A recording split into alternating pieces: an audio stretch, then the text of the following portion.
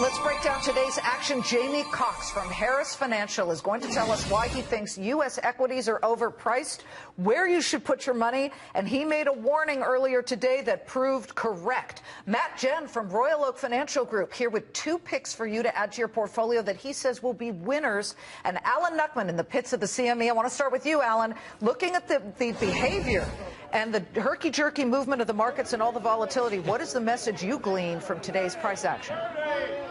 Well, my message is, as I've gotten older, I have to look at things on a weekly basis. Last week, if you remember Monday and Tuesday, it looked like the markets were getting smashed. You know, if you look at things, it was only down 0.5% on the week. So let's see where we are by the end of this week. We're seeing a little volatility, gave up some of the gains. But like you said, earnings are coming out and the financials are going to set the tone.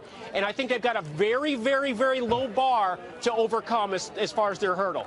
Matt, I know that you've got bigger things on your mind regarding football later this evening, but let's talk right now about this market. Why do you think U.S. stocks are still a good place to be with a world that might be perhaps a bargain to buy right now? Well, if anyone has momentum today, it certainly is right here in the U.S. of A. And so with the recent decline in oil, that has given a huge amount of cash to the general public here in the United States to use. So we think U.S. stocks will continue to do well, but unfortunately we do have some very sick neighbors, and that's going to keep us from hitting the full stride.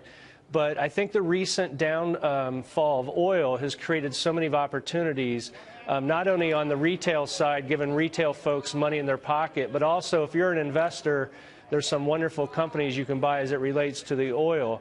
But as far as U.S.-based stocks right now, we want to stay focused on companies that are in the U.S., that get the large part of their earnings from the United States, and that would be Rite Aid and CVS as our two favorites.